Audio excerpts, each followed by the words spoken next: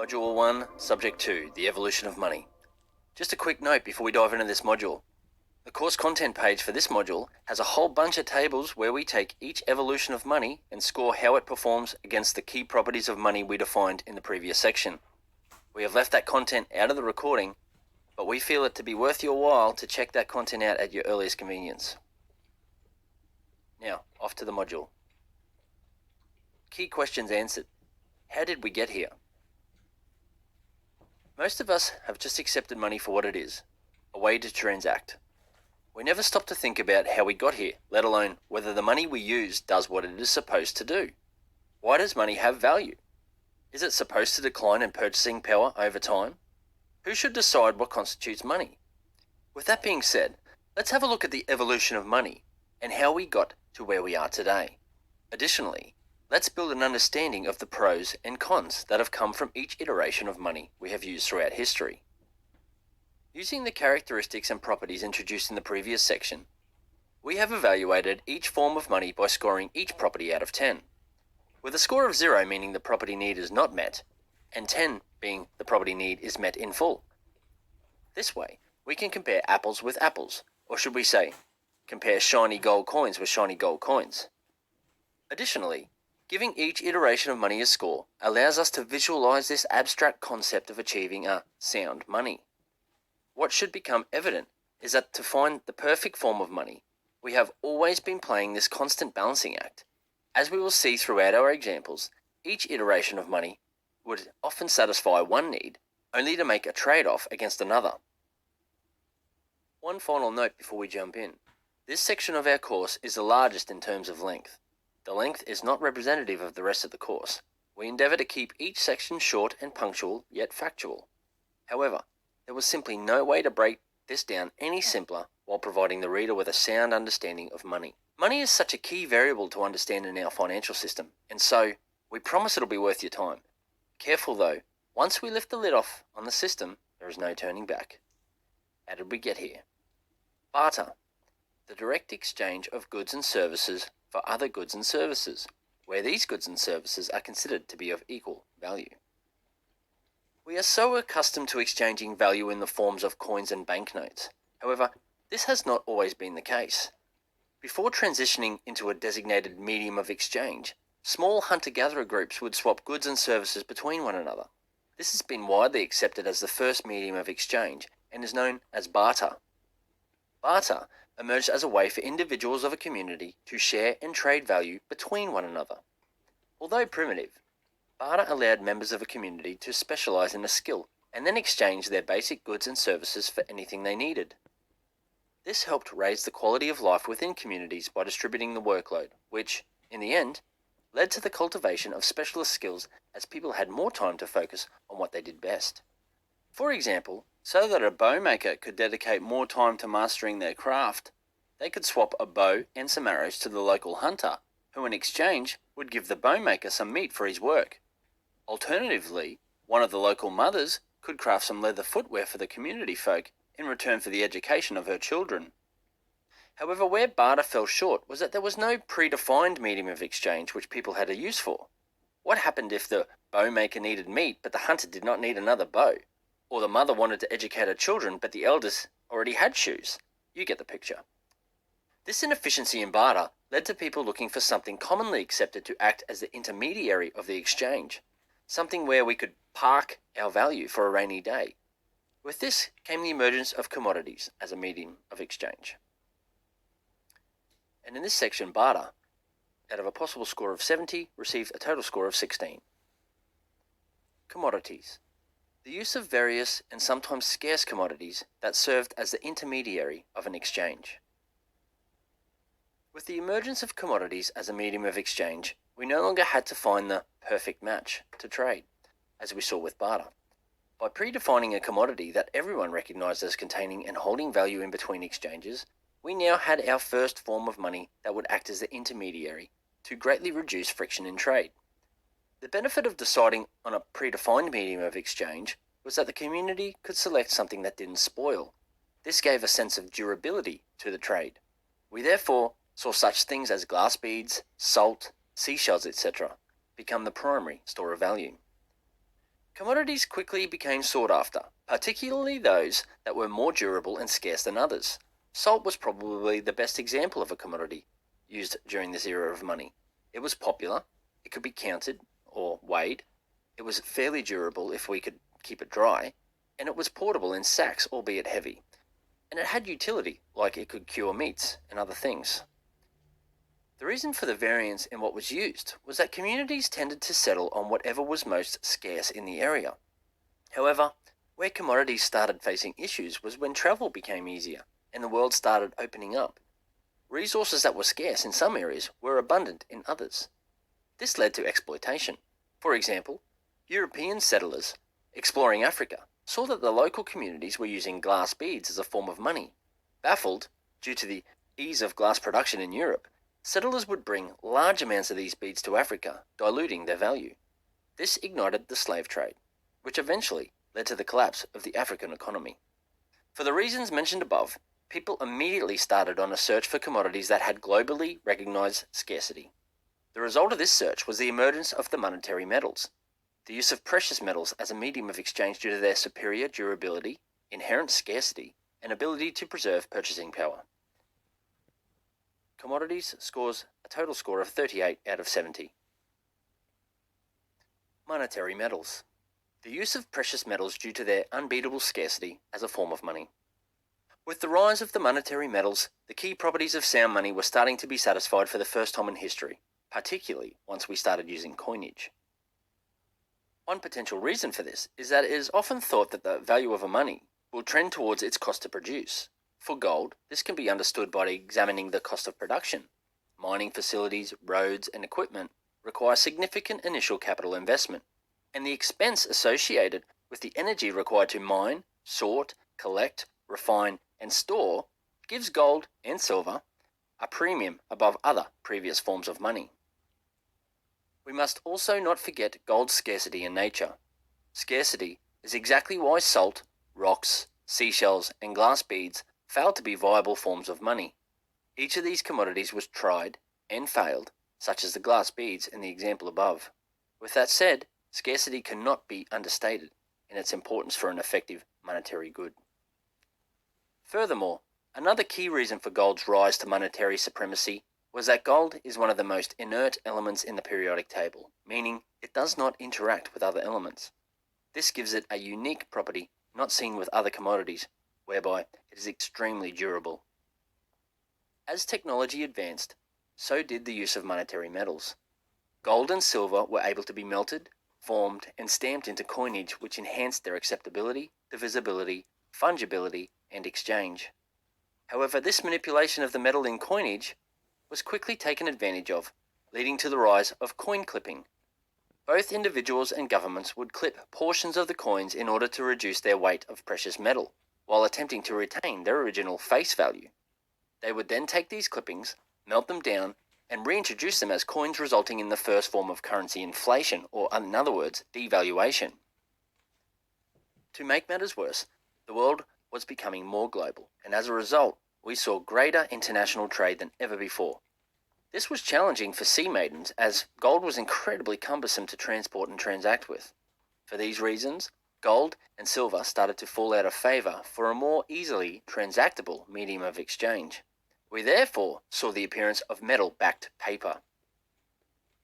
Monetary metals score a total score of 50 out of 70. Metal-backed paper currency. Paper currency issued by a central authority, backed by and exchangeable for its underlying precious metal. With the monetary metals being the first time in history that we had a sound, stable store of value, metal-backed paper was the first time in history we really started to see significant improvement in the fungibility, divisibility, and portability of money. As mentioned above, with the increased global trade, this enhanced fungibility, divisibility, and portability was hugely beneficial and caused a rethink in how we transact. This brought rise to the invention of metal-backed paper currency. Individuals could deposit their gold at a warehouse, and in return, they were given a receipt for their deposit. They could then trade these receipts as opposed to trading the physical gold. It should be noted that by storing our gold in return for paper receipts, we saw the transition From a decentralized monetary system, whereby individuals had sovereignty over their money as they personally stored and managed their wealth, to the centralization of the monetary system, where individuals passed off the storage of their wealth onto a centralized entity. This created a transition of power away from the individual and towards the entities who controlled their warehouses. With metal-backed paper becoming adopted globally, international trade became significantly easier, and from this, we saw the expansion of the British Empire. Eventually, in 1812, England became the first country to officially adopt what is known as a gold standard, which further centralised the stores of gold within one entity, the Bank of England. With England booming, this paved the way for the proliferation of metal-backed paper. For almost 120 years, metal-backed paper was the gold standard, pun intended, until we started to face issues. Number 1. With the emergence of metal-backed paper, a phenomenon was observed between depositors. As paper receipts were significantly easier to trade over the physical gold, it became rare for the holders of these receipts to actually return to redeem the gold by which they laid claim.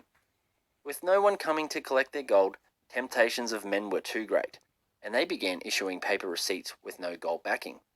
Eventually, the receipts laid claim to more gold than was warehoused. With no precedent in law, no charges were laid, and from this came the unintentional creation of the first fractional reserve currency system. Number 2. In order for the currency to maintain value, countries would have to peg their currencies to a metal, such as gold, at a fixed rate of exchange. Example, 1 ounce of gold for $20 of currency. The problem was that countries would often abuse this peg to suit economic or geopolitical conditions. Sometimes they would abandon this altogether. With these issues, one would expect to go back to a more decentralized form of money to ensure there was no artificial monetary expansion. However, people seem to value this increased fungibility, divisibility, and portability, which gave rise to the fiat currencies that we use today. Metal-backed paper scored a total of 46 out of 70. Fiat currency. Paper currency and coinage where its value is derived from its users' trust and faith in the centralized issuer. Fiat currencies came into being as countries faced frustration around metal-backed paper currency. Governments wanted to spend in order to fund wars and to artificially grow their economies. However, as mentioned above, this peg to a metal backing meant that to print more paper money, they would have to obtain more gold. This was a hindrance, and so whenever a country needed capital, they would temporarily abandon this peg and expand their monetary supply. This new currency was essentially backed by nothing. Nothing but the promise someone would accept it in exchange for their goods and services. Not only that, this new currency devalued the remaining currency in circulation. This deterioration of metal-backed paper currency didn't happen overnight. At the tail end of World War II, most of the world's gold had poured into the US, depleting many countries of their gold reserves. As there was a lot of faith in the United States, global leaders met in Bretton Woods, New Hampshire, and determined that the US would peg their dollar to gold, and the rest of the world would peg their currency to the dollar. Fast forward to the late 60s and early 70s, the US started to expand their money supply against their gold backing, mainly due to the Vietnam War. France was not happy about this and demanded their gold back. This caused a rush for gold, and as the US had printed significantly more dollars than the gold it had available, it quickly dropped this peg altogether. The US defaulted on their obligation to allow individuals and countries the ability to redeem their dollars for gold. This event is known as the Nixon shock and is one of the key events in our monetary history. In the next section, we will cover this in greater detail, but for now, it is enough to understand that from this day on, we saw the proliferation of fiat currencies, a currency that is backed by nothing but debt and our faith in the government. Moving on, as technology evolved with the introduction of computers, networks, and the internet, the need for physical paper currency became less important, and fiat currency evolved along with it. In today's digital age, we are becoming more accustomed to transacting with internet banking alongside other digital rails such as those provided by Visa, MasterCard, PayPal, Square, and Venmo, just to name a few. Fiat currency and credit form the foundation of the currency system we now know and use today. But more importantly, it gives governments and banks immense control as they have the ability to freely expand and contract the money supply at will. However, if we look back through history, almost every time a centralized entity or government has been given this control, they have fallen victim to the temptation and power that it brings. Inflation and debt-based consumption has quickly ensued, but more on this later. Fiat currencies score a total of 43 out of 70. Bitcoin, a decentralized digital currency with no centralized issuer or governing body. Its value is derived from energy and the various benefits it offers to its users. With the rise in the use of fiat currencies, so too came a collapse in our currency's ability to store value over time. With trust dwindling in fiat, cryptographers in a search for digital scarcity, not beholden to any centralized entity, embarked on a quest to discover a digital version of our beloved monetary metals. They were looking for digital gold. From this quest, Bitcoin emerged as the first successful digitally native and scarce monetary asset. Although Bitcoin was not the first iteration of digital currency, in 2009, Satoshi Nakamoto, Bitcoin's pseudonymous creator, was able to create the first cryptocurrency that was able to satisfy the majority of the properties that make up a sound money. This was possible because it was digitally programmable and running on group consensus. It was able to be programmed in a way that overcame the failures of its predecessors. Many years later, without any major technical flaws, hacks, or issues, Bitcoin continues to grow in its acceptance, adoption, and optionality as a monetary good. Bitcoin is a digital bearer instrument, which means there is no need for trusted third parties or intermediaries. The participants of the network enforce the rules through consensus. The monetary policy is controlled by those participating in the ecosystem. As Bitcoin exists outside of the control of governments and central banks, it is being widely adopted as an alternative monetary system for the very reason that it is unable to be manipulated. For the first time since we left the monetary metals, we have a sovereign form of money that gives control back to the individual. It should be noted that while other cryptocurrencies have been introduced in recent years, none challenge Bitcoin's stance as a superior monetary good. Most other cryptocurrencies are trying to solve other issues using smart contracts, tokens, governance models, and a plethora of other things. They, therefore, are not considered to be monetary goods. Additionally, people often criticize Bitcoin for being slow and at times expensive to transact with in relation to fiat currency. Compared to payment rails like Visa, yes, Bitcoin is extremely slow. However, compared to traditional bank transfers, Bitcoin is exceptionally fast, with transactions being processed every 10 minutes. What is often left out is that, like fiat, as Bitcoin has evolved, so too has its efficiency and cost to transact. Layers such as the Lightning Network have made room for near instantaneous transactions at a fraction of the cost of credit cards. With this in mind, when we compare Bitcoin to the efficiency of credit cards, we are comparing apples to oranges. Instead, we should compare credit cards to the Lightning Network, or Bitcoin to traditional banking, for a fairer comparison. With all that said, this emergence of programmable money piqued the interest of governments and central banks to look more closely at their own fiat currencies, and with this, we saw the rise of the central bank digital currency, or CBDC for short. Many would say they are Bitcoin's direct competition. However, others would argue that they are no different from any other digital fiat currency, and Bitcoin is still in a league of its own. Bitcoin scores a total score of 65 out of 70. Central bank digital currencies.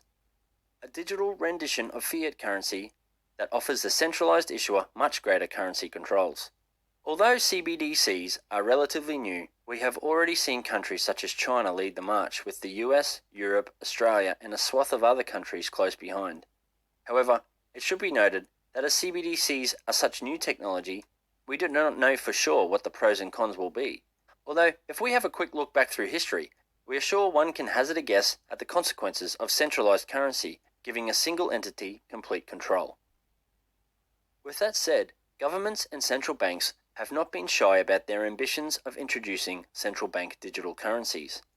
These are centrally issued digital, programmable versions of currency with similar properties to our fiat currency system. CBDCs offers those in charge the ability to control monetary policy more precisely. For instance, in times of stress, they have direct access to each member of the public via their wallet. They can quickly control the flow of money, depositing stimulus checks into struggling areas of the economy. Additionally, CBDCs will bring drastic improvements in the speed and efficiency of transactions. Although CBDCs offer significant benefits when it comes to portability and divisibility, this comes at the cost of scarcity, durability, and immutability. However, more importantly, this ability to digitally control the currency can easily be abused. For example, governments will have the ability to freeze capital in the event that we do not comply, put time limits on our cash to promote consumption, and restrict who we can and can't transact with, to name just a few. Additionally, it becomes easier to transition towards the use of a digital identity. We are already seeing this in China with their CBDC and the introduction of social credit scores. However, only time will tell as to whether or not governments continue on this path of centralization, using the currency to their benefit, or if they take a stand, introducing a CBDC that mimics many of the strengths of Bitcoin.